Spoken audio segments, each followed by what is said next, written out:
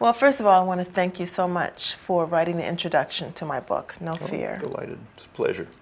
And I think what a lot of people would like to hear you talk about is the importance of whistleblowers, particularly in this very difficult political climate. Well, a good indication of the importance of whistleblowers is the way they're being treated.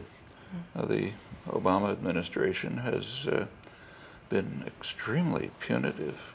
I think he's gone after more whistleblowers than probably all previous administrations combined. And the point is to intimidate them, to shut them up, to stop criticism. And power systems only do that when they know that they're in danger of being exposed. Now, it takes WikiLeaks. I mean, WikiLeaks should be treated as a public service.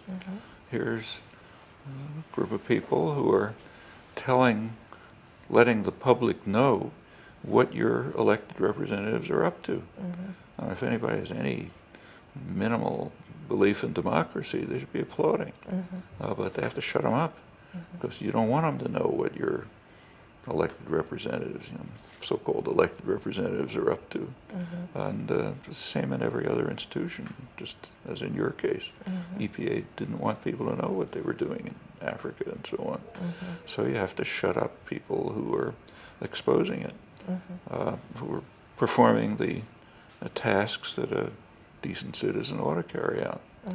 It's dangerous to power. And how do people deal with the fear that's attached to blowing the whistle, particularly since President Obama has imprisoned more whistleblowers since he's been in office than any other president in recent history? That's, I think, than all others combined, actually. And but it's not just that. I mean, the Obama administration has also worked pretty hard to shift the law to far more censorship of political speech. I think the worst thing that has happened under Obama in the civil rights issue is one that isn't talked about very much. It's the case Holder v. Humanitarian Law Project.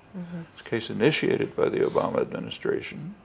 It was won at the court with the support of the right-wing justices. It was argued by Elena Kagan, Obama's latest Supreme Court nominee. There had been a law saying that you can't give material assistance to groups that are designated terrorist groups. This effectively extended the concept of material assistance to talk. The particular case in question, it was a group that was giving legal advice to the PKK, which they call a terrorist group. If you read the wording of the discussions, if you approach, say, I don't know what, the PFLP, and Palestinian group, and urge them to adopt nonviolent tactics, that's now illegal, could be criminalized under this law. And it was applied immediately. I mean, as soon as the case went through the administration, there were raids on apartments in, I think, Minneapolis and Chicago to go after people claiming they're giving material assistance. Well, that's pretty bad, and there's something much worse that isn't discussed at all. Why should we pay any attention to the designated terrorist list? This is a perfectly arbitrary act by executive power. They don't have to give any reasons. There's no review, there's no appeal. They just say, you're on the designated terrorist list. And if you look at the history of that list, it's pretty revealing. So one of the groups that was on it under Reagan was the African National Congress.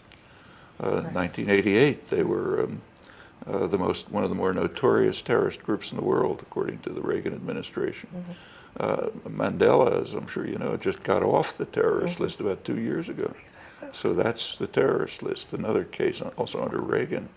In 1982, the Reagan administration wanted to give aid and support to Saddam Hussein in his invasion of Iran, but he was on the terrorist list, so they had to remove him. So he was removed from the terrorist list so that, Rumsfeld could go to Baghdad and the famous handshake and so on, and then they could start supporting Saddam Hussein. Well, they had a gap in the terrorist list at that point, so you got to stick somebody in.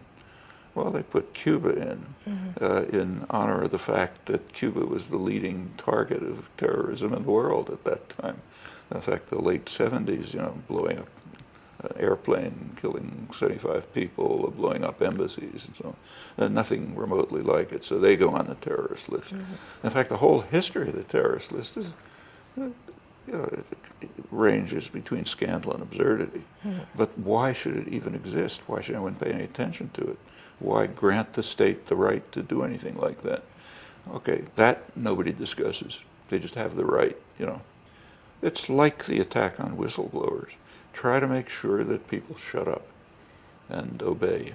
You know, any power system would love that. You know, and how do you deal with it? Well, it's not easy, as you know.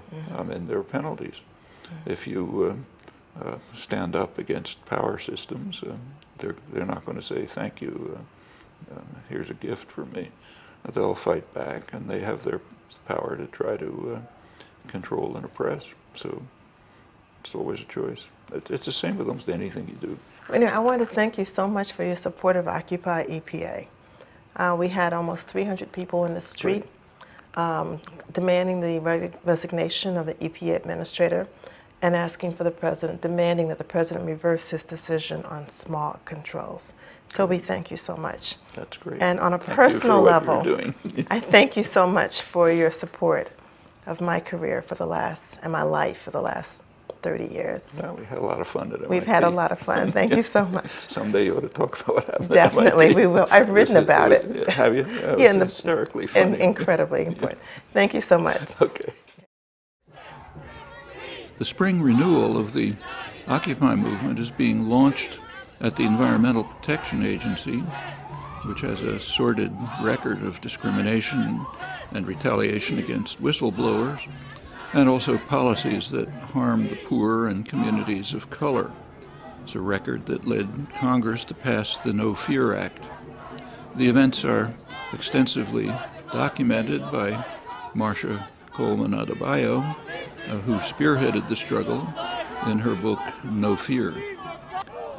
Over the past months, it's been impressive and heartening to see how people from all walks of life have joined the Occupy movement to engage in the struggle to free the country from corporate domination, the government repression, and its subordination to private power.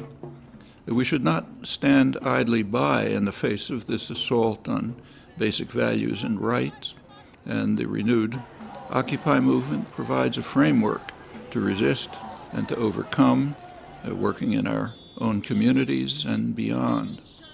We are the 99%. We have the chance to take power back and rescue the country and the planet from a grim fate.